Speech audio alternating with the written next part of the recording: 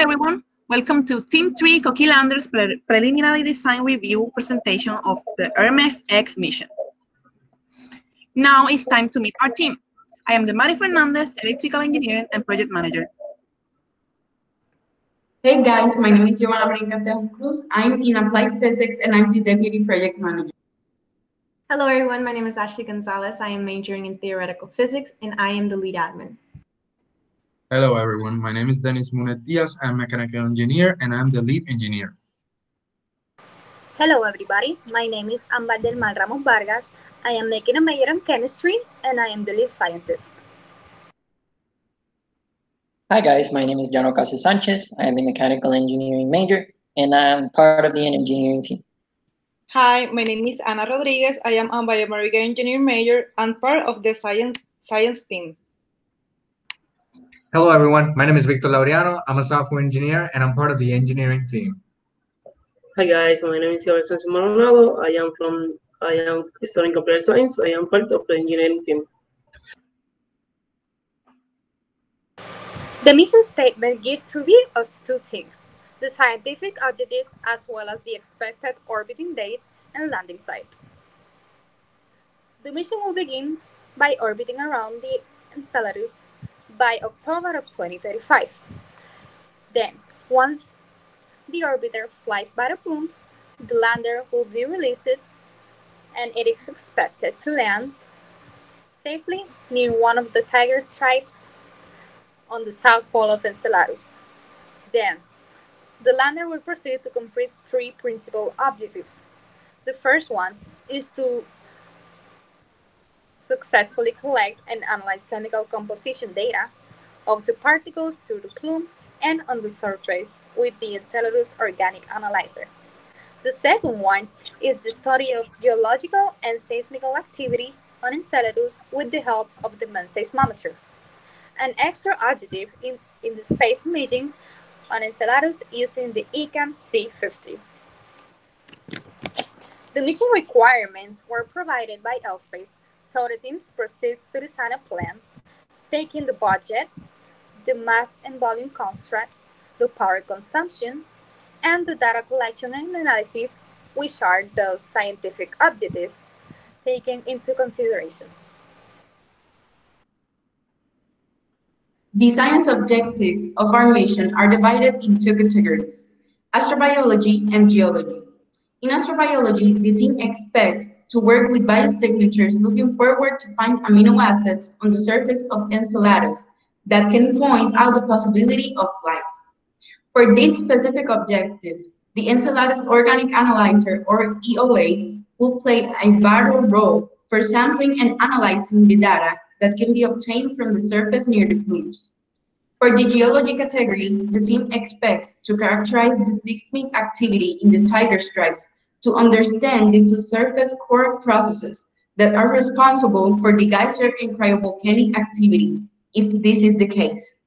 For this objective, the team will use the Universal Microelectromechanical System, or MEMS, seismometer that will gather seismic data near the plumes to ensure a further deep analysis. The team shows three options for potential landing sites, but decided in the landing area between Baghdad and Cairo, landing closest to Cairo. This will be due to the Cassani database stating that it is a semi-active plume. JMARS was able to provide information about the average slope and elevation of a given area. The three data points correspond to the three circles seen in the figure. This will be an ideal area because, as shown, the average slope of the three distinct slopes are very similar. The similar slope can allow us to predict that the area is going to be safe for movement. The average elevation was chosen to be relatively low due to there being a very thin ice cap at the south pole of Enceladus. The lower the elevation, the more likely the ice cap is thinner, which will allow for smaller seismic detection. Now, to summarize our EDL, the landing will consist of two burns at the radius at parity. The team chose this distance due to requiring less fuel, and it is closer to the surface. Now, the first burn will occur at 35 kilometers from the surface of Enceladus, and the lander will descend at an angle of 45 degrees until it reaches 15 kilometers from the surface. The second burn will consist of two free falls and a thruster ignition. The first free fall will occur from 15 kilometers to 7 kilometers, And then from 7 kilometers to 0.5 kilometers, it will have a thruster ignition. And then from 0.5 to 0 kilometers will occur another free fall, in which the lander will activate the legs and deploy the springs to reach the landing site. The total time of descent will be approximately 12 to 14 minutes. The ERMES-X lander will have 6 systems that will conform to the entire payload. The power system will be responsible for providing the power. The navigation system will contain the elements that provide the lander movement. The communication system will secure the data transmission. The data transmitted and received will be processed at the computer system. The thermal system will be in charge of maintaining the temperature inside the lander. Finally, the most important part of the systems is the scientific instruments. They are composed of the Enceladus Organic Analyzer, the capture plate, and the seismometer. The payload of the ERMES-X will consist of a monopropellant tank that will contain 39 liters of hydrogen that will fulfill the 3 1-Newton thruster for the EDL. The 4x4 high-gain X-band antenna in combination with the star tracker will be running in parallel with the low-gain antenna to fulfill the data transmission. The antennas will be connected to an X-band transmitter that will help to deliver the data up to 125 Mbps. All the data will be encoded and processed by the RAD5545 single-board computer that will have a mirroring system to have backup of the data. For the imaging, the lander will have an ECAM C50 that will help with the space monitoring, awareness, and science observations. To assure the movement of the lander has 1 spring per leg for bouncing on the surface. The selected model 302 stainless steel springs are designed for cryogenic temperatures. Now, the power system composed of a high-power cell 2x2 array battery pack. These cells have low temperatures performance and are lightweight. Finally, the lander's internal temperature will be regulated by a high-temperature polyimide flexible heater, which can withstand temperatures up to -200 degrees Celsius, the Enceladus temperature. For the scientific payload of the lander has 3 elements.